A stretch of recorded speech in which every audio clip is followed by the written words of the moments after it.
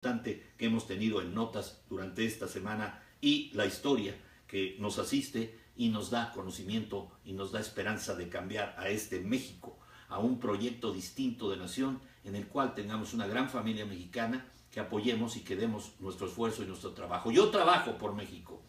Seguimos. Benito Juárez no es recordado como un político y pensador, sino como un simple prócer. Su figura es la de un santo al que se reza sin prestar atención a lo que hizo o pensó. Con frecuencia se recurre a él para defender políticas contrarias a sus ideas. La historia del pastorcito zapoteco huérfano que escapó a la ciudad de Oaxaca y por el estudio llegó a ser presidente ha sido muy contada. Conocemos también su defensa de la República ante la intervención francesa. Quienes aplauden al Juárez de la mitología nacionalista, sin embargo, soslayan sus ideas liberales. El liberalismo no fue, como sugiere la historia oficial, una simple forma de anticlericalismo. Juárez, de hecho, fue siempre católico y guadalupano, pero luchó contra los fueros y buscó la separación de la Iglesia y del Estado. Los principios que guiaban a Juárez y a los liberales eran la igualdad de todos ante la ley, las libertades de comercio, inversión, pensamiento y expresión y la tolerancia. Juárez se oponía a mantener los usos y costumbres de las comunidades indígenas que los conservadores defendían porque consideraban que los indios debían vivir en comunidades aisladas bajo sus propias leyes, porque no tenían la capacidad de decidir por sí mismos. Impulsaba la integración de los indígenas a la sociedad general a través de la educación pública y laica. Defendía también la igualdad de todos ante la ley. La nueva Constitución de la Ciudad de México, que otorga derechos distintos según el origen racial de las personas, le habría parecido reaccionaria e inmoral. Los liberales no solo desamortizaron, es decir, liberaron para entrar al comercio los bienes de la Iglesia, sino todos los de manos de muertas, incluidos los de las comunidades indígenas. Afirmaban que solo cuando los bienes están en una economía de mercado generan actividad productiva. Juárez mantenía que la propiedad comunal era una barrera para el desarrollo de los pueblos indígenas y habría sin duda combatido el ejido. Los liberales defendían el libre comercio. Juárez firmó en 1859 el Tratado MacLean-Ocampo que establecía el libre tránsito de personas y productos estadounidenses a través del Istmo de Tehuantepec. También impulsó una vía férrea privada entre Veracruz y México que quería alargar hasta el Pacífico.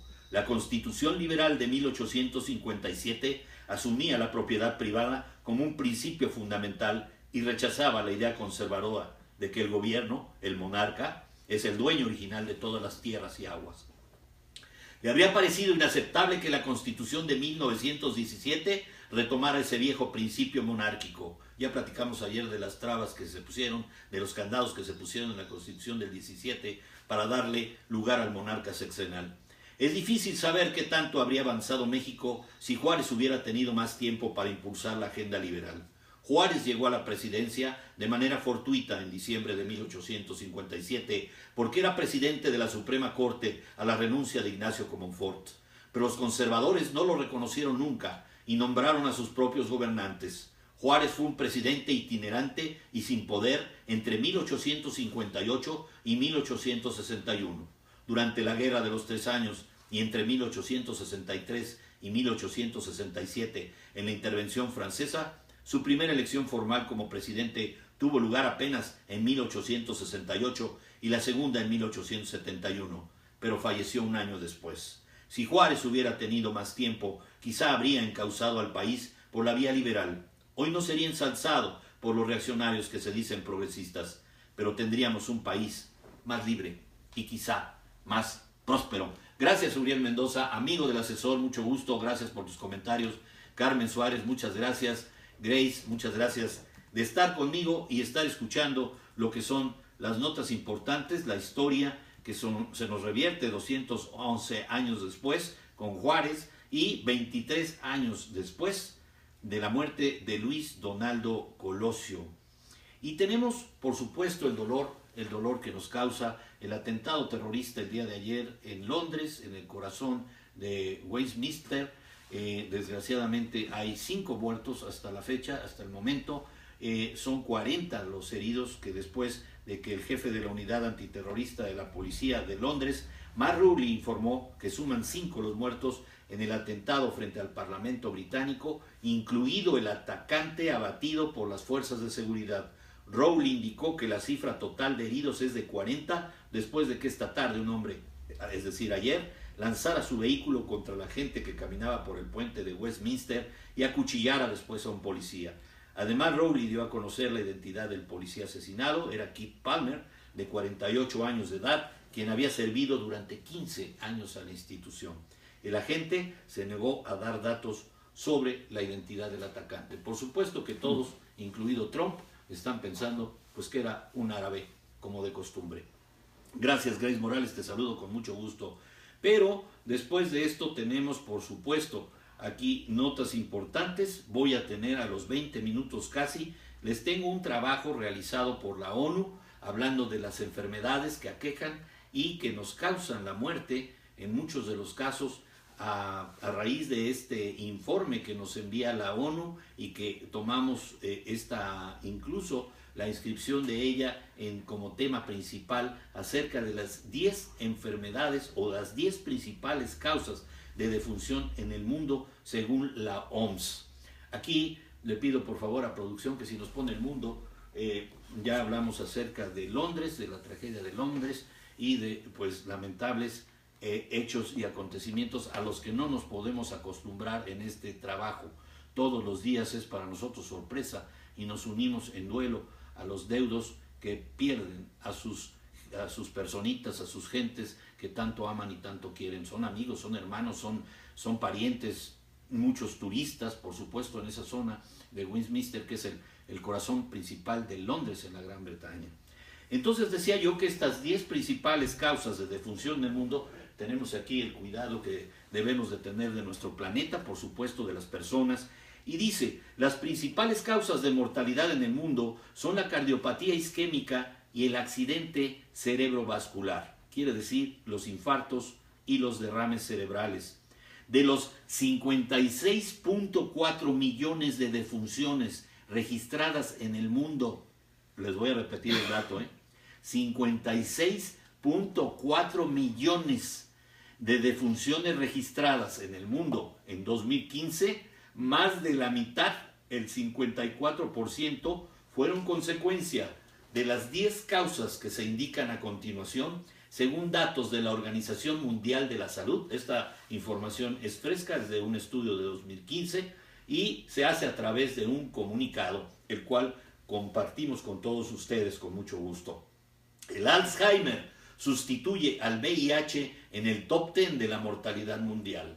La Organización Mundial de la Salud publicó el ranking de las 10 principales causas de muerte a nivel global. Las principales causas, pongan atención, las principales causas de mortalidad en el mundo son la cardiopatía isquémica y el accidente cerebrovascular, como dijimos a la entrada, que ocasionaron 15 millones de defunciones en 2015 y han sido las principales causas de mortalidad durante los últimos 15 años, es decir, desde el año 2000. La enfermedad pulmonar obstructiva crónica, EPOC, causó 3.2 millones de fallecimientos en 2015, mientras que el cáncer de pulmón, junto con los de tráquea y de bronquios, se llevó la vida de 1.7 millones de personas. La cifra de muertes por diabetes, que era inferior a 1 millón en el 2000, alcanzó los 1.6 millones en 2015. Las muertes atribuibles a la demencia se duplicaron con creces entre 2000 y 2015, y esta enfermedad se convirtió en la 7ª causa de muerte en el mundo. Las infecciones de las vías respiratorias inferiores continúan siendo la enfermedad transmisible más letal. En 2015 causaron 3.2 millones de defunciones en todo el mundo. La tasa de mortalidad por enfermedades diarreicas, que se redujo a la mitad entre 2000 y 2015, fue de 1.4 millones de muertes en 2015. También han disminuido las muertes por tuberculosis durante el mismo periodo, pero esta enfermedad continúa siendo una de las 10 principales causas de muerte, con 1.4 millones de fallecimientos. En cambio, la infección por el VIH-Sida ya no figura entre las 10 primeras causas. Sí, en 2015 fallecieron 1.1 millones de personas por esta causa. En 2000 estaban en 1.5 millones de muertes. Y así tenemos una lámina que les vamos a subir terminando el programa, por favor, producción. Los accidentes de tránsito también intervienen cobrando 1.3 millones de vidas en 2015. 3/4 partes de las víctimas, el 76% de ese 1.3 millones, estamos hablando de varones. Entonces, retomando, en conclusión, la cardiopatía isquémica es la principal causa de muerte. Le sigue el accidente cerebrovascular, las infecciones vías respiratorias, el EPOC, los cánceres de tráquea, bronquios, pulmón, la diabetes mellitus, el Alzheimer y otras demencias, la diarrea, la tuberculosis y los accidentes de tránsito, mis queridos amigos. Aquí tienen la información fresquecita, espero que sea útil para todos ustedes.